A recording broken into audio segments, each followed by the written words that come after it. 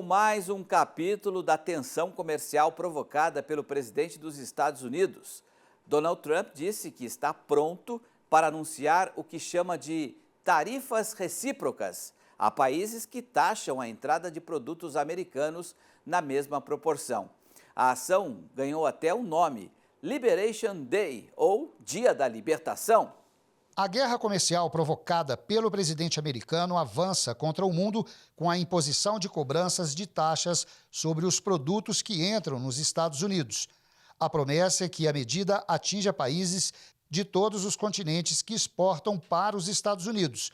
E o Brasil não está de fora. Começou com o anúncio de uma alíquota de 25% sobre o aço e o alumínio brasileiros, mas o número de itens deve aumentar. O anúncio da política de tarifas recíprocas junto aos países exportadores para os Estados Unidos está previsto para esta quarta-feira, 2 de abril, já batizado como Dia da Libertação pelo próprio presidente americano.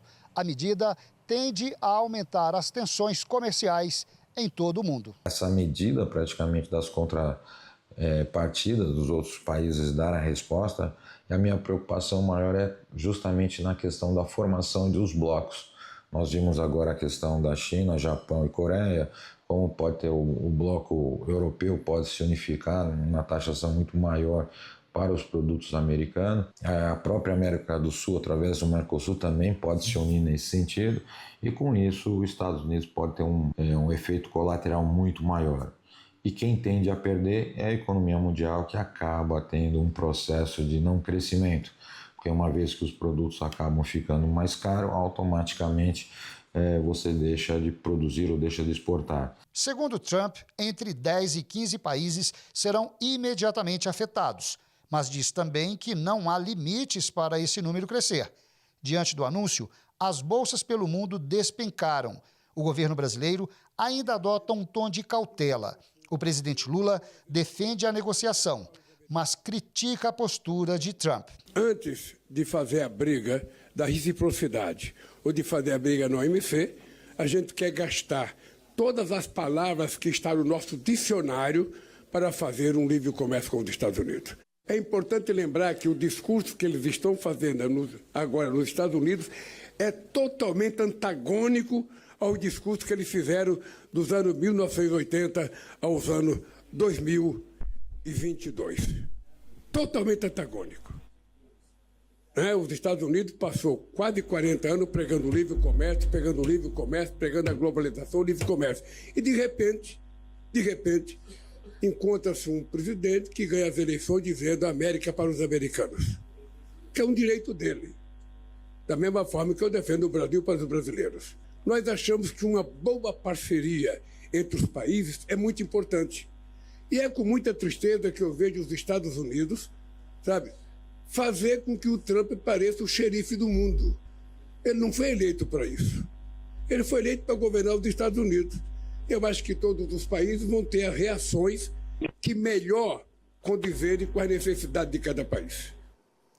Pois é, o argumento de Donald Trump para taxar os países e equilibrar a balança comercial, ou seja, diminuir o déficit que os Estados Unidos têm na relação do que é exportado e do que é importado pelos americanos.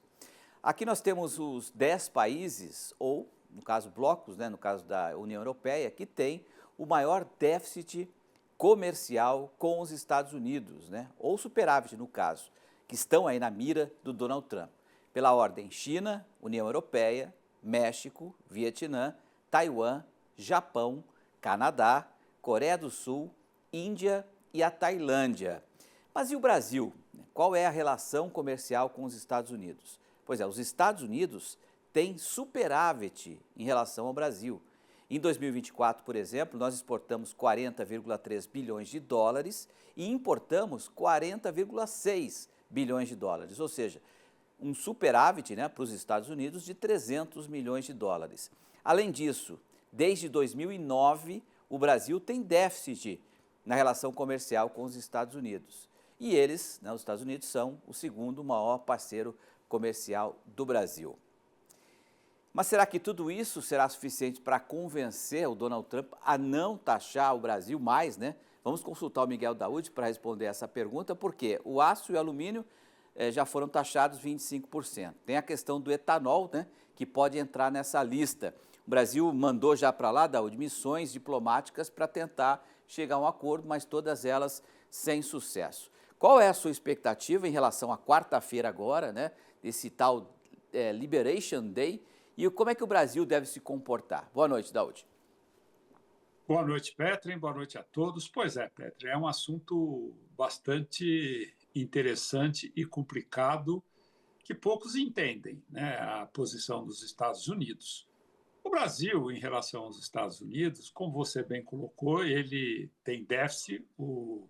Nós compramos mais dos Estados Unidos do que eles compram de nós. Se fala muito na questão do etanol, mas não significa, dos 40 bilhões aí aproximados, não significa absolutamente quase nada.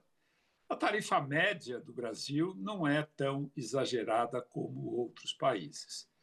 Existe aí entre hoje e amanhã, mais uma tentativa de acordo para ver como vão ficar essas tarifas, se vamos estabelecer cotas ou não, porque o dia é o dia 2 de abril. Né? O Trump não gosta do dia 1 porque ele acha que é o dia da mentira. Agora, Petri, o presidente da maior nação, ele tem esse cisma, né? Dia da mentira, dia das bruxas, dia do diabo, enfim, é uma situação bem preocupante. Mas deixando esse aspecto de lado, vamos lá. Petri, desde quando no passado não muito distante, remoto, a gente sempre estudou, né, a relação dos Estados Unidos com o planeta. Os Estados Unidos mantiveram sempre a sua hegemonia econômica, a sua hegemonia política, através da pregação do livre comércio, da liberdade, de uma série de bases, né, para que uma sociedade pudesse se desenvolver harmonicamente, o respeito das fronteiras. Os Estados Unidos sempre foi assim. Os Estados Unidos tiveram ciclos econômicos muito curtos, né, em função exatamente de que a sua produção interna ela subia muito de preço, voltava a inflação, subia os juros, até que se resolveu usar a mão de obra barata da China. Para lá foram transferidas 360 empresas, que seria o chão de fábrica dos Estados Unidos, como forma dos Estados Unidos se especializar mais na área financeira, que é o mercado mundial mais potente e atrai muito dinheiro. Apesar do déficit alto, tem dinheiro para financiar do planeta essa dívida muito barata. De repente, Donald Trump, com viés mais populista e eleitoral, né, porque poucos americanos conhecem essa relação, aí ele fala, não, agora os Estados Unidos é nosso, é a América, em primeiro lugar, não tem mais, agora acabou tudo. Pô, isso aí não vai dar certo, Petro, isso tende a não dar certo, já existem expectativas de grandes bancos sobre uma recessão econômica, sobre o grande tiro no pé que ele está dando em relação a isso, né? A esse seu posicionamento. Agora, às vezes, as pessoas perguntam, mas qual é o objetivo? Aí você vê um monte de gente, analista, tentando justificar, não, porque vai acontecer isso. Não vai acontecer nada. Estados Unidos não vai conseguir montar a sua indústria em tão pouco tempo, né? A inflação, o desabastecimento virá rapidamente. Isso vai desorientar toda a economia dos Estados Unidos e principalmente a do mundo, porque os Estados Unidos ele é um grande consumidor do planeta e isso vai desarranjar toda a economia. Agora, explicar por que ele faz isso, eu não sei. Talvez uma questão psicológica, antropológica, sei lá, o que poderia explicar esse posicionamento dele em relação à economia. Perfeito. Mas, enfim, nós fazemos parte do sistema e temos que conviver. O Brasil está correto, está com calma, aguardando. Vamos ver o que acontece no dia 2. Pois é. Obrigado, então, Daoud. Uma boa noite, boa semana para nós aí e até amanhã.